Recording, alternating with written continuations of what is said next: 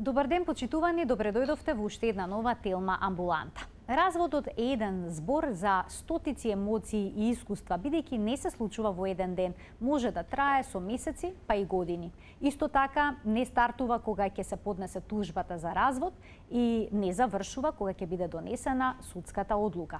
Истражувањата покажуваат дека стресот кој што произлегува од разводот може сериозно да го наруши здравието.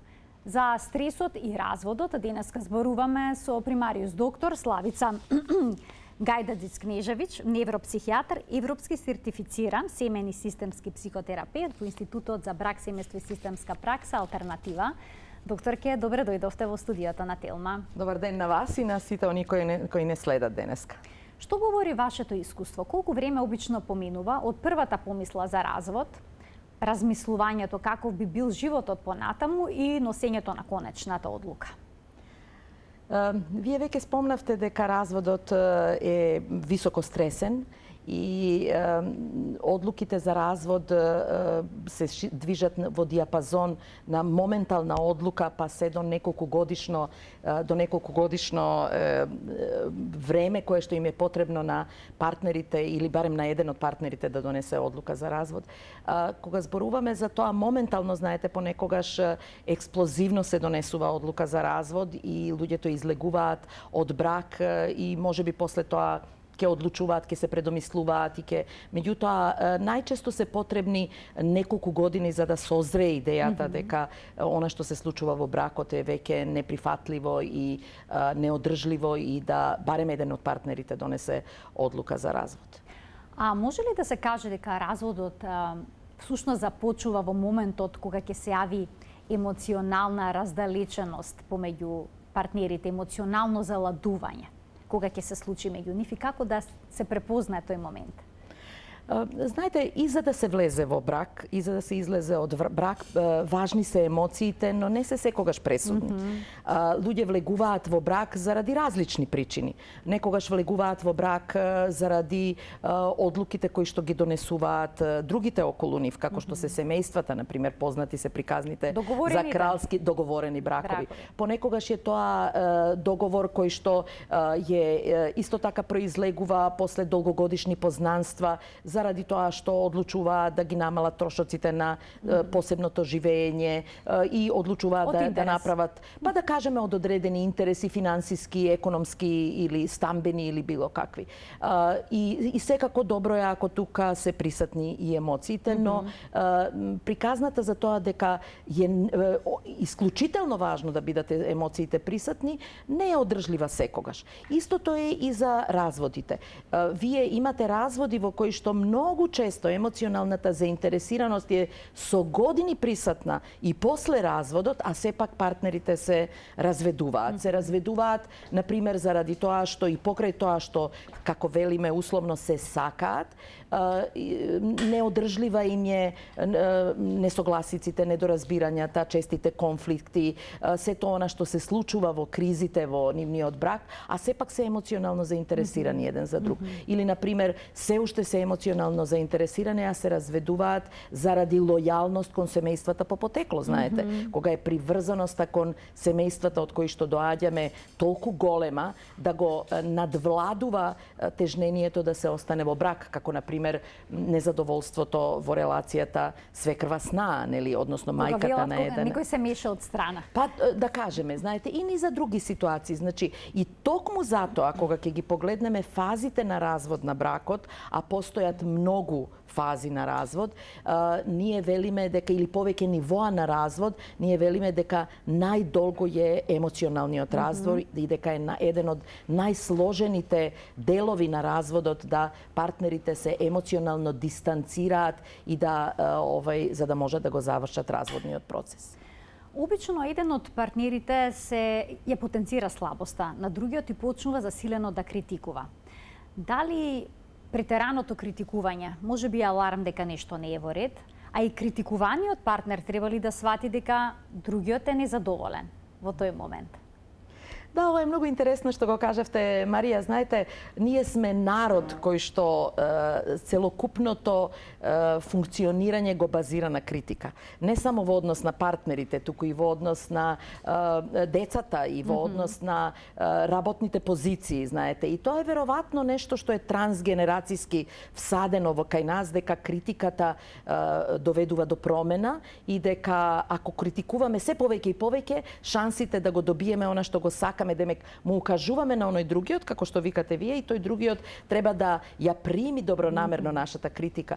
Меѓутоа, критиката секогаш е огромна тешкотија за оној на кого е упатена критиката, особено ако е критиката единствена и само укажување на одредените ситуации. Ако со тек на време сме ловец на негативните ситуации, негативните особини, негативните однесувања, а позитивните однесувања ги доживуваме како нешто што е, како јас викам, така треба. Тоа е нешто што и се подразбира, нели? Ние треба добро да се однесуваме. Напротив, ако партнерите успеат да го одбалансираат тој однос и успеат да ги приметуваат, да бидат афирмативни во својот однос, да го потенцираат она што добро се случува со партнерот и она што го гледаат позитивно кај својот партнер, партнерот многу поедноставно ќе прифати и одредени укажувања кои повторно е многу важно на кој начин ќе бидат кажани, знаете. Оти ако е стално, тогаш вие го предизвикувате другиот да влезе во одбранбен став и одбраната најчесто се сведува на тоа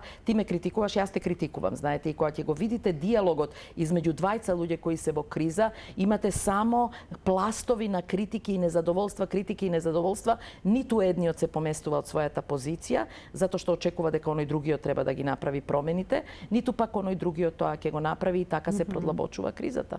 Кај партнерите кои се во криза, се случува ли оној што е незадоволен?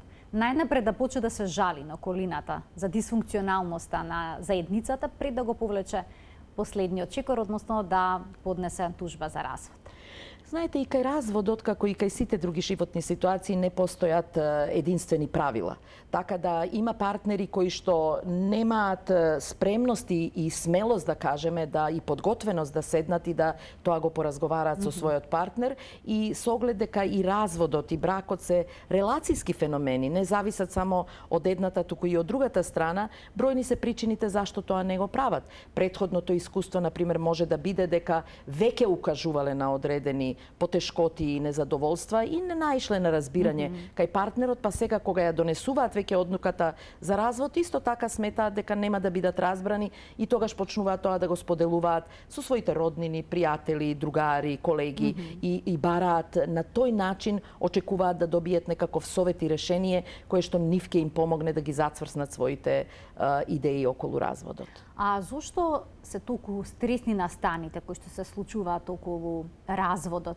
Дали веќе се разбудени многу емоции, како огорченост, лутина, љубомора и слично? Или пак едноставно истрошеност веќе од самиот брак? Постои една скала која што ние во нашата професија ја имаме како репер за интензитет на стрес од различни настани. И може би е важно да знаеме дека тоа е скалата на Холмс, која што ја викаме, и според скалата на Холмс, веднаш после смртта, физичката смрт, се наоѓа разводот. Значи, по интензитетот на стрес кој што го предизвикува кај индивидуите, тоа е високо. И не е тоа зачудувачки, заради тоа што разводот значи смрт на бракот. И не само бракот како именка и бракот како институција, туку како една заедничка форма на живење. Знаете, со разводот вие го менувате својот идентитет. Вие го губите идентитетот како мажен, женет, како некој кој што бил во партнерски однос и му условно кажано, како викаме, припаѓал на некого и се менува тоа. Потоа, со разводот не се разведуваат само двајцата луѓе. Се разведуваат цели семејства. Оти тоа е ситуација во која што јас ќе треба да престанам да комуницирам, ако се разведам, ќе треба да престанам да комуницирам со луѓе кои, иако не се мои крвни сродници, сепак ми се луѓе со кои сум поминала 10, 20, 30 години и кои што ми се драги, блиски, можеби сестрата на мојот партнер, можеби некои луѓе. Значи, имаме ситуација во која што настануваат прекини во комуникациите со огромна бројка на луѓе, да не зборуваме за пријатели, мои пријатели, твои пријатели, кои со време станале и мои пријатели. Па потоа имате ситуација, треба да се промени местото на живење, заради тоа што партнерите живеат заедно на едно место, а сега треба да одлучуваат. Па тука дојдат и економските проблеми. Знаете, одвоеното живење и заедничкото живење нема иста сложеност, да кажеме, на живењето. Па потоа се одредени, да кажеме, ритам на живот кој што сме го имале, годишни одмори, празници и така натаму и така натаму.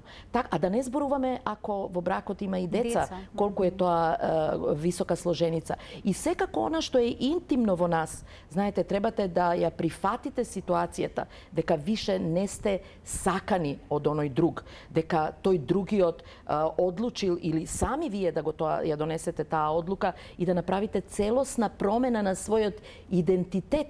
Знаете, идентитет кој што значи сега една нова ситуација. Јас више не сум мажена жена, јас сум разведена жена. И така натаму, и така натаму. Така да сето тоа прави огромен стрес, дури и во најдоговорените разводи. Знаете, она каде што постои апсолутна согласност, што велиме ние, идеални разводи. Партнерите дојдат до одлука, доста беше. Не може више. Гледаш дека не иде, се согласуваат, за све се согласуваат, знаете. Економски, финансиски, стамбено и така натаму и така натаму. Дури и во таквите ситуации стресот е висок затоа што постои еден период сега на прилагодување, на адаптација на една нова ситуација, а да не зборуваме за оние разводи во кои што еден од партнерите е во различна фаза на својата одлука тоа за значи развод. дека оној што напушта е поподготвен ментално и емоционално, помалку стрес ки искуси во споредба со тој другиот. Да, би се очекувало, знаете, би се очекувало да, иако и тој не знае што го чека од кога ќе заврши разводната постапка и како ќе се прилагодува, меѓутоа се очекува дека партнерот кој што веќе е созреана одлука, дека е на неколку чекори пред оној другиот партнер, ако ништо друго, барем дошол до некоја своја фаза на емоционална дистанца од другиот партнер, што за жал за неподготвениот е навистина една исклучителен предизвик да ја прифати одлуката и да влезе во таква една приказна за развод. Споминавте дека емоционалната болка при разводот, при губењето на семејството е многу голема, кој што се изедначува со смртта на близок некој член на семејството. Дали тоа значи дека минуваме низ истите фази на жалење? Апсолутно. Како апсолутно. При Дури можам да ви кажам дека стресот и болката при разводот е и посложена отколку при вистинската смрт. Зошто? Заради тоа што немаме ритуали на оджалување. Знаете, вие овамо имате ритуали на оджалување. Одите на гробишта, па не знам 9 дена, па 40 дена, па 6 месеци, па не знам ќе го спомнувате. Овдека немате вие можност да тоа го ритуално оджалувате, заради тоа што целата околина околу вас, ако вие тргнете да тоа го оджалувате, ќе се спротивставува на тоа, ќе ве критикува, ќе ве разупедува дека тоа не е добро. И она што е исто така проблем, смртта е дефинитивна состојба во која што вие не можете умрениот да го вратите назад, а во оваа ситуација вие имате жив човек пред себе.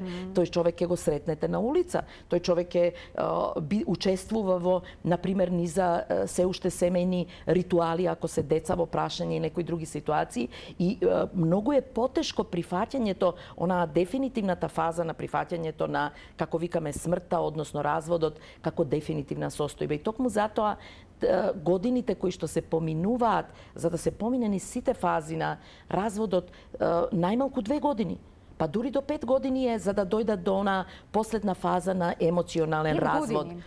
Значи треба многу добро да се размисли при носењето на одлуката да се напушти семејната заедница. Не е така едноставно и лесно, некој велат ќе заминам и ќе се спасам од сите проблеми, но стресот очигледно што произлегува е навистина голем.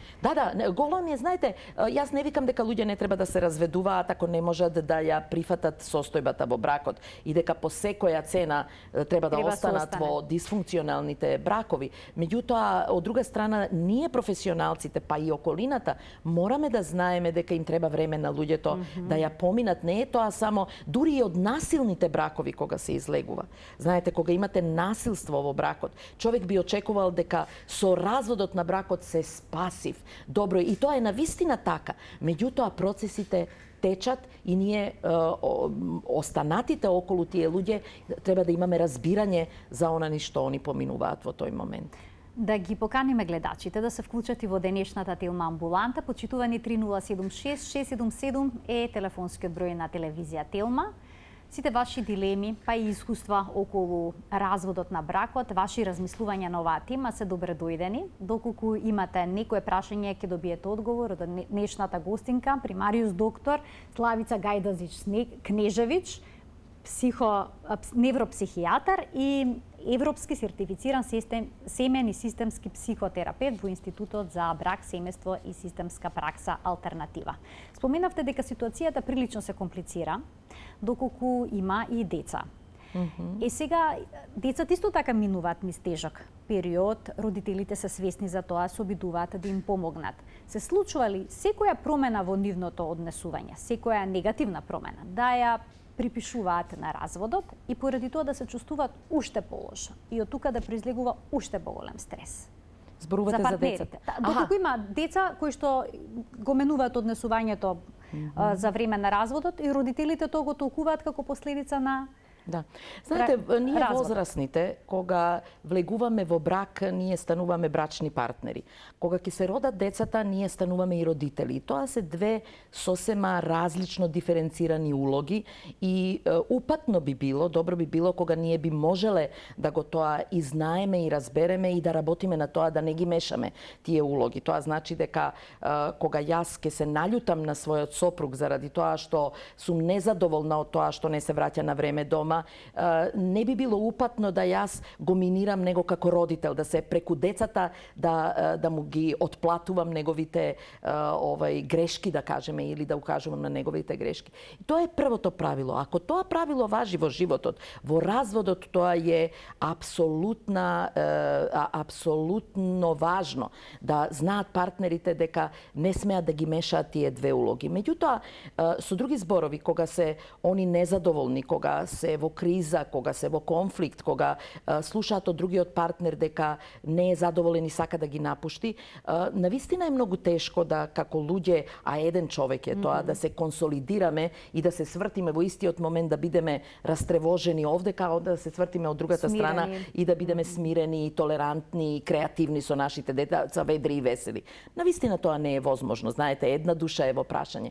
Меѓутоа, многу е важно да ги растеретиме децата од доживувањето дека тие се одговорни за она што ни се случува во бракот и во партнерскиот однос, што за жал голем број родители не го прават, односно напротив, ја прават обратната ситуација, што викаат ако не можеме помагарето по самарот, знаете, а тоа е ќе се наљутат партнерите, па ќе се свртат, па ќе кажат ако детето е немирно, затоа што си ти немирно, затоа јас и тато се караме. Значи, тоа е првата работа да можат да воспостават граница и да ги ако децата забележат, а ќе забележат, нели да се каже да, имаме ние проблем во нашиот однос, меѓутоа тоа нема никаква врска со тебе, ти си наше сакано дете. Второто правило, знаете, кое што е партнерите во текот на разводот, кога веќе е извесен разводот, многу е важно, па и ние професионалците, па и вие новинарите, да научиме да не го користиме терминот дека се разведуваат родителите.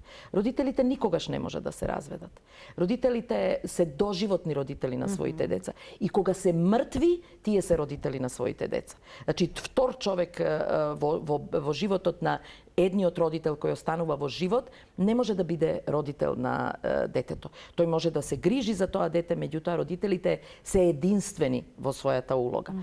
Тоа значи дека кога доаѓа до разводот, се разведува бракот, се разведуваат партнерите и повторно да кажам мора високо да се води сметка за децата. Ние викаме децата се на прво место, што е повторно огромна задача. Знаете, вие треба да страдате, под стрес сте, како што преска спомнавте, чувствувате болка, љутина, незадоволство, отфрленост и истовремено треба да ги заштитувате децата, односно да покажете големо разбирање и толеранција.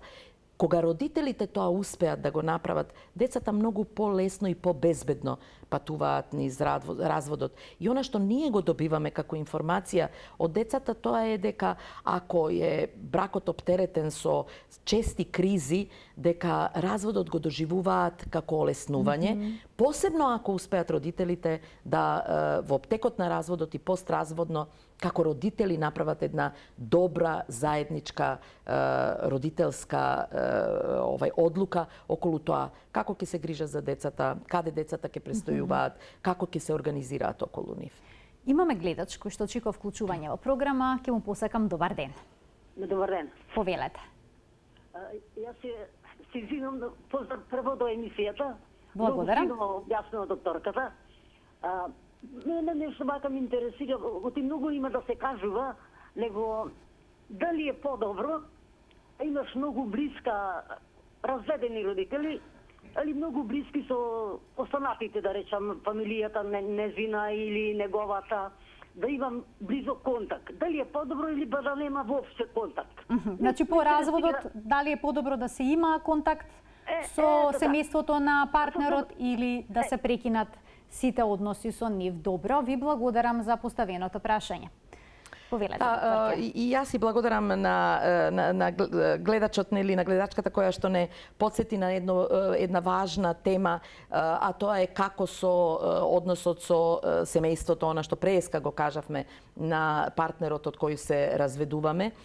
И повторно ќе кажам, не постојат правила. Знаете, идеално би било да ние успееме да одржиме, хајде ќе употребаме еден термин, цивилизиран однос, знаете, или во најмала рака да им овозможиме на децата да го задржат односот со семејствата по потекло и на едниот и на другиот родител, затоа што тоа е огромен ресурс нивен на снаги кои што тие ги имаат. Значи да поминуваат време и со баба, и со дедо, и со тетка, и со стрина, и со вујна, и со децата кои што се тамо. Оти за жал кога ќе се дојде до развод на бракот, многу често се случува да тој катов и децата го трпат, да кажеме, односно да тие бидат последица и до вчера биле неразделни со своите братучетки кои се на иста возраст, дури и повеќе им значат од нивниот сестра или брат, и одеднаш треба да прекинат во целата комуникација. Значи, ако постои добро разбирање, ако постои добра можност да се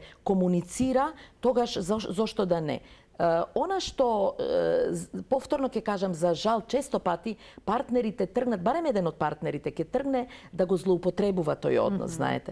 Особено ако е тоа оној партнер кој што не е согласен и кој што го прифаќа разводот како неминовност, меѓутоа не може емоционално да го заврши разводот. Тогаш може да се деси да тој преку таа мрежа на семејни односи се обидува да ја воспостави, возобнови релацијата или на некаков начин да влијае на оној другиот партнер. И веројатно заради тоа голем број на партнери се одлучуваат да престанат да комуницираат, барем тие да престанат да комуницираат со своите семејства по потекло, односно со семејствата по потекло на другиот партнер. Уште еден гледач ке вклучиме. Добар ден. Добар ден. Повелете. Ве молам да ве прашам, јас сум разведен, а ги додели децата на едната бивша. Се извинувам, не се слуша добро, јас ке замолам и одреже малку погласно да пуштат во студио.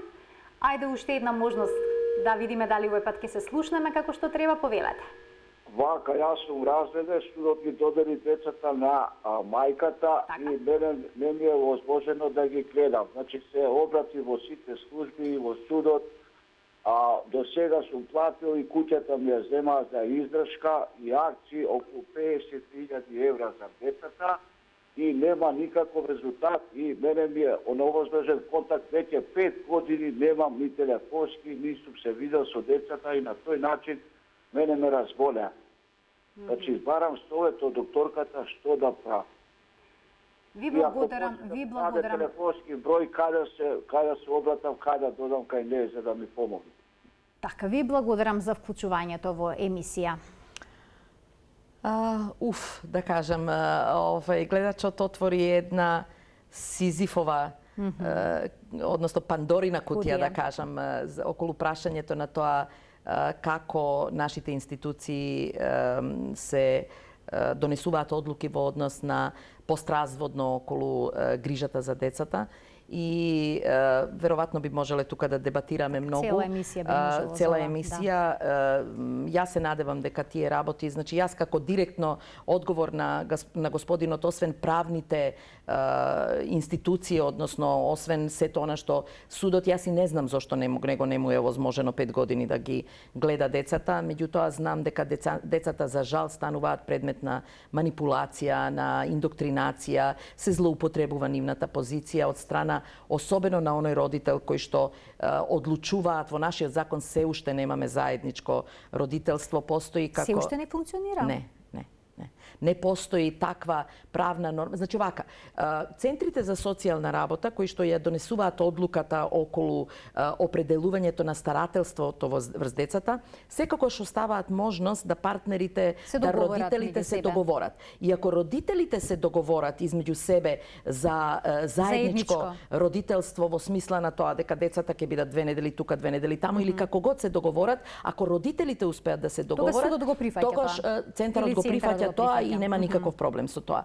Но имајќи предвид дека таква вештина или спремност има еден скромен процент на родители, а све друго е оние кои што не успеваат да се договорат, како што за ништо друго во бракот не се успеале, за разводот нема да можат да се договорат ниту за децата, центарот тогаш иде по некоја стереотип и таму нема заедничко. Мора да има еден главен старател, она што родителите, значи родител од прв степен и родител од втор степен, односно еден главен, како што викаат, и еден спореден родител. И потоа тука се донесуваат некои одлуки кои што јас би рекла со полна одговорност, свесна за она каква лавина на реакции ќе предизвикам во институциите, дека тоа ниту се базира на потребите на децата, ниту се базира на менталното здравје на децата, ниту на некоја за мене издржлива, одржлива норма по која што се донесуваат одлуките да децата со едниот родител, кој да е, најчесто е тоа мајката, поминуваат 80% од времето, а 10 или 20% да поминуваат со таткото. И тоа јас не можам да го разберам како го донесуваат. Например, секоја втора недела, дури и секоја недела да се гледа со другиот родител детето, тоа може да не биде доволно во целата ситуација. Така да јас мислам дека и тука можда би можело да се размисли и да се... И сега, тој родител што е старател, како што е веројатно оваа ситуација, можда е, можда не е, не знам, тој родител кој што е старател е во една моќна позиција да одлучува и да го одложува видувањето. Еднаш е тоа здравје, друг пат е тоа, не знам, некоја друга ситуација, трет пат е, не знам, патување и не знам што. И кога ќе видите, имате ситуации во кои што тој кој што е старател само ќе направи поднесок до Центарот за социјална работа и Центарот за социјална работа ќе го прифати тоа и на тој начин ќе го одложува гледањето и понекогаш се случува со месеци, да не кажам со години. Друго е тоа ако постои насилство во семејството или нешто, јас стварно не знам што е причината приказна за себе. Така е. Да погледнеме тука еден блок реклами, а веднаш потоа продолжуваме со денешната Телма амбуланта. Почитувани, останете на Телма.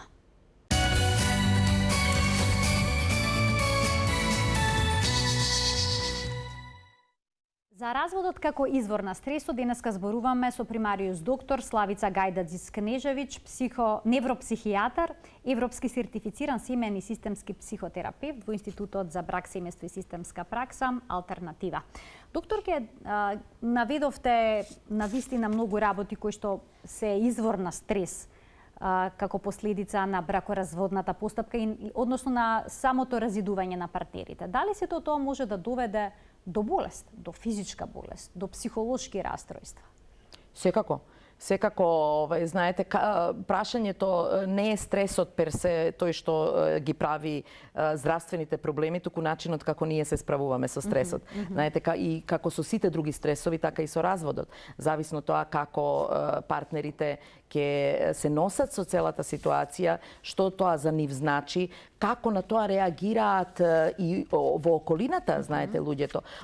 Ако вие имате јасен став и поддршка од страна на семејството и ако семејството застане до вас и каже дека тие се тука и дека таа одлука е ваша одлука и дека тие ќе ја почитуваат, тоа е едната димензија. Ама ако имате семејство кое што ви вика сама си го барала или носи се сега и што сакаш прави, или направат и самото семејство од каде што потекнуваме направи прекин на комуникацијата затоа што сме срам, затоа што разводот се уште се доживува како срам, како етикета, тогаш навистина е многу потешко. И тука е од оние психосоматски здравствени состојби, како што е пораст на крвниот притисок, например, како што е, например, качување на шеќерот, како што е, например, тироидната жлезда, која што знае да прореагира на стресот, па се до некои анксиозно, депресивни или многу посложени растројства, панични растројства. Значи, сето тоа ние можеме да го видиме на репертоарот на можности, ако личноста не најде некои здрави механизми да се справи со стресот. Уште еден гледач очекува да се вклучи во денешната Телма амбуланта. Добар ден. Добар ден. Повелете. Поздрав до прекрасните господи. Ви благодарам. Убави и паметни. Јас би поставила едно прашање. Дали децата добиват поинакви чувства ако во семејството мајката е малтретирана, понижавана, а сето тоа го истрпува само заради децата? Како се одразува тоа на нивниот развој, на нивниот карактер и на нивниот понатамошен живот? Така, ова е едно убаво прашање. Ви благодарам што се вклучивте во емисија. Многу велат останувам во брак заради децата. И дури трпат понижувања, па и насилство. Точно е тоа така, знаете, за жал, особено во денешно време, кога имаме ситуација во која што не само децата, туку и стамбената економската немоќ на еден од партнерите, обично е тоа жената која што, иако не секогаш само жената, нели? Така да навистина остануваат. Меѓутоа, знаете, заглавувањето на децата во приказната за разводот на бракот е нешто што ги оптеретува децата со исклучителна тешкотија која не е нивна задача да они го чуваат бракот во животот, знаете. Ние кога влегуваме во брак, не влегуваме во брак заради нашите деца. И кога одлучуваме да излеземе од брак, излегуваме од бракот.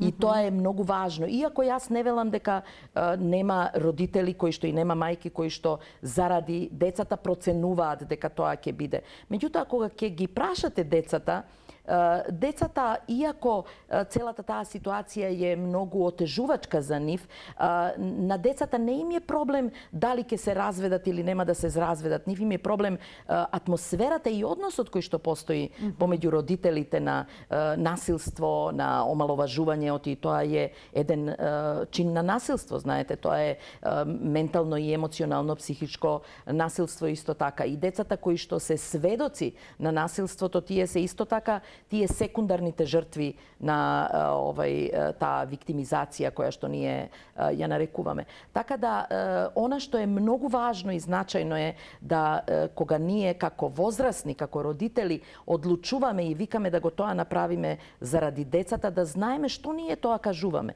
Знаете, што е тоа? Дали им е на децата добро во таа атмосфера? Секако дека не им е добро. И ако не им е добро, тогаш можда е добро да видиме дали ние можеби се криеме позади, дали ни е потребен параванот.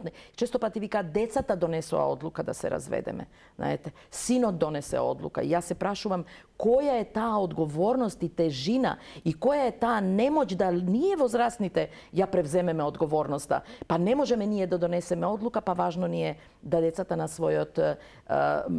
своите плешки нели ја понесат таа одговорност и да знаат дека они ги развеле, да кажеме, родителите, како што викаат, односно брачните партнери. Како и да, значи не е здраво деца да растат во таква средина. Апсолутно. Имаме уште еден гледач кој што очекува вклучување. Добар ден. Ало? Во програма сте, повелете. Добар. Едно прашање. Ние двајцата сопружници сме пресилно разведени од апелација. Иако и едниот и другиот искажува дека не сака да се разведе, поготово ту жената во секој записник кажува не сакам да се разведам, не сакам да се разведам.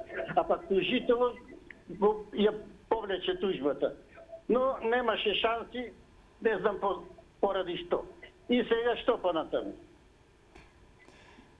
Јас му благодарам, мислам дека е тоа правно прашање и дека јас не би имала што да кажам, освен да кажам дека понекогаш и партнери кои што се разведуваат одлучуваат ако веќе не знам како може апелација без волјата да разведува, мислам не би ни сакала да коментирам, не е моје поле на експертиза. Меѓутоа има партнери кои кога ќе се разведат после одреден временски период да одлучуваат да повторно бидат заедно, било да бидат само заедно во заедничко домаќинство или пак повторно да склопат брак. Така да ако се овие едни од тие ја имаат својата шанса. Така имаат слобода за направат и таков чекор. Така е. И моето последно прашање за денеска, доктор, ќе би било како да си помогнат оние кои што се наоѓаат во една ваква исклучително стресна ситуација за полесно да минат низ разводот. Како да се анулира стресот? Дали со разговор со пријатели кои што минале низ истото искуство? Дали со своето примарно семејство? Треба ли да посетат психотерапевт? Так. Што предлагате? Знаете, сите овие опции се во игра, како би рекле. И обично ние луѓето многу ретко, за среќа во последно време се почесто и почесто, меѓутоа психотерапевтите не се на првата линија на консултирани лица, па така тргнато ние сите природни ресурси, разговор со пријатели, разговор со роднини, разговор и сепак морам да кажам дека она што низ стручниот разговор, низ разговор со психотерапевтот ќе го добие странката, се разликува битно од она што ќе го добие со своите пријатели, роднини, оти ние сме во таа природна мрежа поврзани емоционално, знаете. Па некој заради тоа да не заштити, некој заради тоа што ќе сочувствува со нас, нема да може да ја води, да го води разговорот и да ја води целата приказна на начин на кој што психотерапевтот може да го направи. Така да она што јас мислам дека партнерите уште при донесување на одлуката за развод е упатно да побараат стручна помош, особено ако не можат да најдат да дојдат до заедничка одлука и едниот е повеќе за да се остане заедно, а другиот е дека би било упатно да побараат стручна помош во текот на целиот развод и особено постразводно. Така да ние веќе имаме одредено искуство, да кажеме, во нашиот институт и гледаме дека тоа им помага на партнерите и дека поздраво излегуваат од целиот процес и побрзо се справуваат со тие состојби. Доктор, ќе ви благодарам за вашето денешно гостување и што ни појаснивте многу аспекти поврзани со оваа многу сложена тема. Да, и јас исто така ви се заблагодарувам што ја актуализираме оваа тема од време на време, заради тоа што мислам дека е многу важно да луѓето можат да ги видат и другите аспекти на разводот и можеби нешто ново да произлезе од сето тоа. Ви благодарам уште еднаш и благодарам и на нашите гледачи што не следеа со внимание и овој пат во Телма амбуланта. Се гледаме секој работен ден во 12:45 на Телма. До гледање.